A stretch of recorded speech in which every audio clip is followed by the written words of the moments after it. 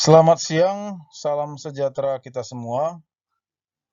Pada kesempatan ini kita akan melanjutkan materi perkuliahan kita dengan topik lingkungan bisnis. Lingkungan bisnis adalah keseluruhan hal-hal atau keadaan di luar badan usaha atau industri yang mempengaruhi kegiatan organisasi. Lingkungan bisnis meliputi lingkungan ekonomi, teknologi, sosial, dan persaingan. Salah satu lingkungan bisnis tadi adalah lingkungan ekonomi. Lingkungan ekonomi merujuk pada kondisi sistem ekonomi tempat perusahaan kita beroperasi. Kondisi ekonomi merefleksikan kondisi bisnis nyata. Apabila terjadi pertumbuhan ekonomi, maka konsumsi dan permintaan cenderung meningkat. Ya, konsumsi masyarakat. Konsumsi masyarakat meningkat, maka permintaan akan produk kita juga akan meningkat. Sebaliknya, jika pertumbuhan ekonomi menurun, ya, seperti di masa sekarang ini, di masa pandemi Covid ini, akan mengakibatkan konsumsi dan permintaan menurun. Sehingga penjualan kita menurun. Orang yang pembeli menurun.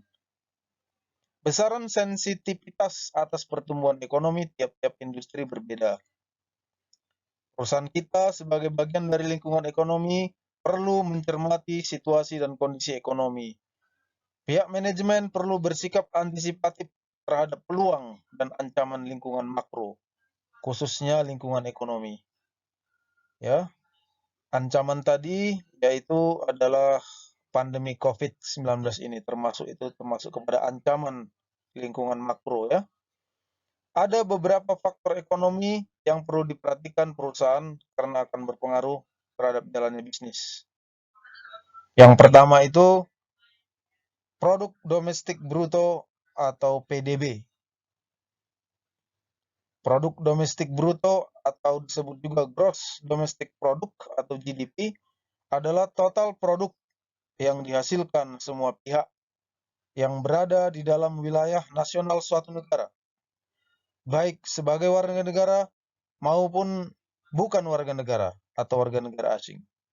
Saya ulangi, produk domestik bruto adalah total produk yang dihasilkan semua pihak yang berada dalam wilayah nasional suatu negara, baik dia berlaku sebagai warga negara maupun bukan warga negara atau warga negara asing. Dalam perhitungan produk domestik bruto akan dimasukkan semua output, baik yang dihasilkan oleh warga negara Indonesia maupun warga negara asing yang berdiam di Indonesia. Warga negara Indonesia yang berada di luar negeri tidak termasuk dalam perhitungan produk domestik bruto. Kemudian ada juga istilahnya produk nasional bruto atau gross national product atau GNP, adalah total produk yang dihasilkan oleh penduduk suatu negara, baik yang berdomisili di dalam negeri maupun di luar negeri. Dalam perhitungan PNB akan dimasukkan semua output yang dihasilkan oleh seluruh warga negara Indonesia, baik yang tinggal di Indonesia maupun di luar negeri.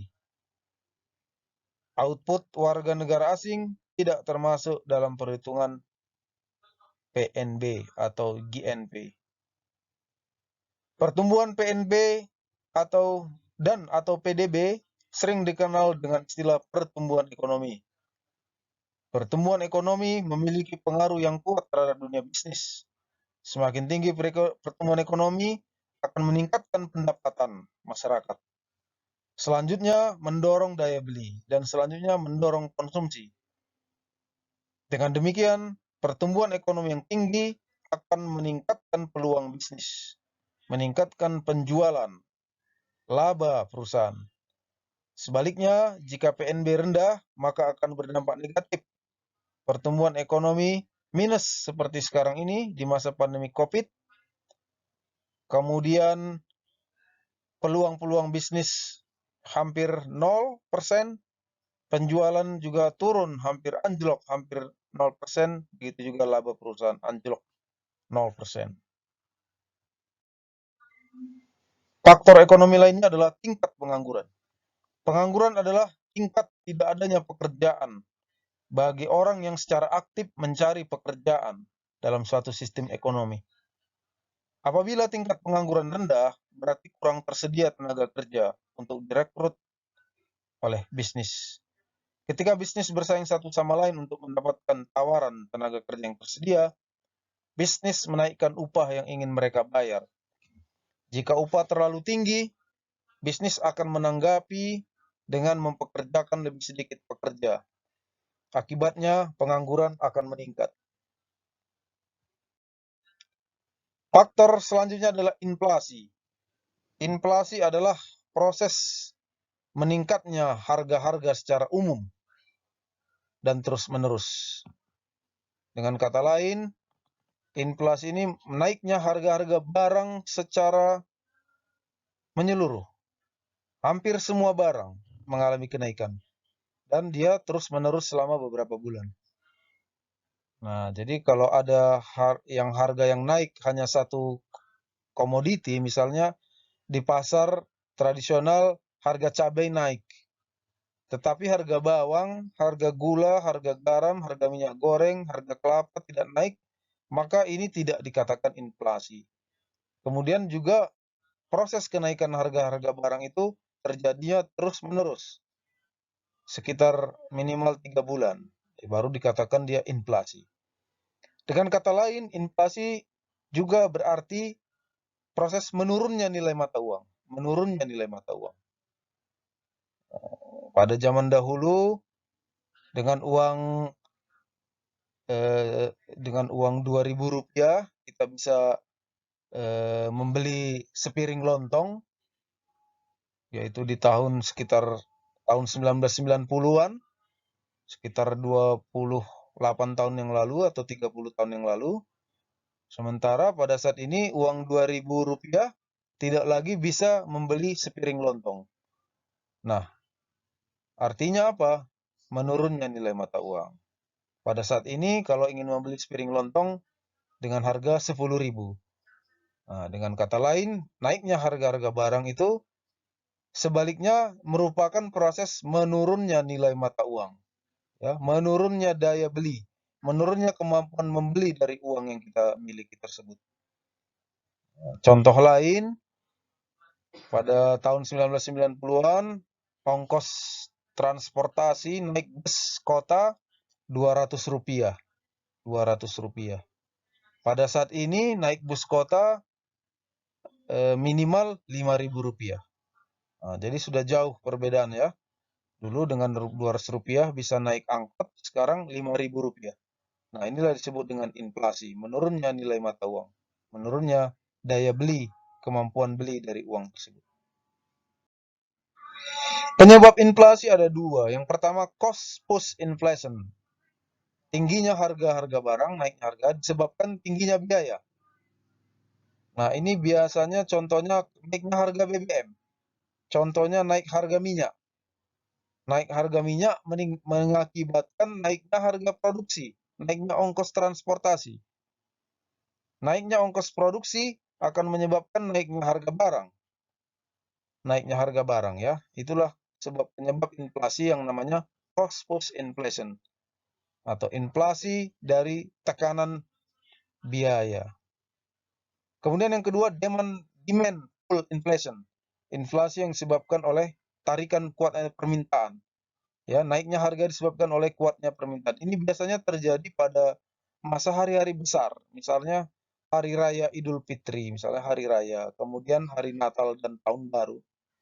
Ini harga-harga akan naik. Nah, naik bukan disebabkan oleh naiknya tingginya biaya, tetapi oleh kuatnya permintaan. Faktor ekonomi lainnya adalah suku bunga. Permintaan atas suatu barang dan jasa juga dipengaruhi oleh faktor suku bunga. Peningkatan suku bunga cenderung merubah pola konsumsi. Konsumsi cenderung menurun dan menabung cenderung meningkat kalau tingkat suku bunga naik.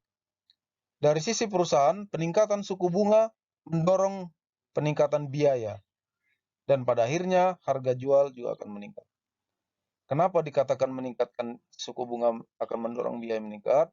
Sebab banyak perusahaan dalam membiayai operasional perusahaan itu menggunakan pinjaman bank. Kalau menggunakan pinjaman bank tentu harus membayar jasa bunga bank. Kalau suku bunga meningkat, tentu biaya modal atau cost of capital perusahaan juga akan meningkat. Sehingga akhirnya perusahaan akan menaikkan harga jual produk barangnya. Faktor lainnya selain ekonomi adalah lingkungan teknologi. Pengertian teknologi merujuk pada semua cara yang digunakan oleh perusahaan untuk menciptakan nilai bagi konstituen mereka, termasuk di dalamnya pengetahuan manusia, metode kerja, peralatan fisik, elektronik, dan komunikasi. Ya, pada saat-saat terakhir ini, dalam era 10 tahun terakhir ini, peningkatan teknologi informasi memang sangat cepat ya. Generasi saudara-saudari semua, Anda sekalian adalah termasuk generasi internet ya, yang telah melakukan internet ini telah melakukan revolusi pada semua bidang ya, termasuk juga bidang ekonomi dan bisnis, termasuk juga bidang pariwisata. Ya. Kemudian lingkungan yang lain adalah hukum dan politik. Lingkungan ini mencerminkan hubungan antara bisnis dan pemerintah, biasanya dalam bentuk regulasi atau peraturan-peraturan pemerintah. Peraturan pemerintah ini bisa mempengaruhi kegiatan bisnis. Contohnya, beberapa tahun terakhir ini bisnis transportasi taksi online dan ojek online. Yang pertama kali sewaktu launching transportasi online ini banyak mendapat pertentangan dari pesaing-pesaingnya, sehingga mengakibatkan atau mendorong pemerintah untuk ikut campur tangan dan mengeluarkan aturan-aturan atau undang-undang, sehingga ikut mempengaruhi jalannya bisnis transportasi online, yaitu taksi online dan ojek online. Ya misalnya pada waktu itu adalah pembatasan kuota baru, penetapan tarif atas dan tarif bawah per kilometer, dan lain sebagainya.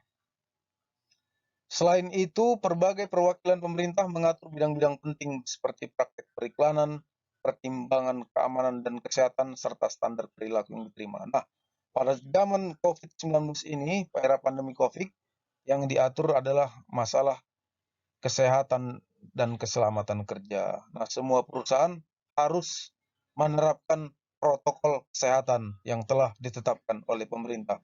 Dan ini sangat mempengaruhi jalannya perusahaan.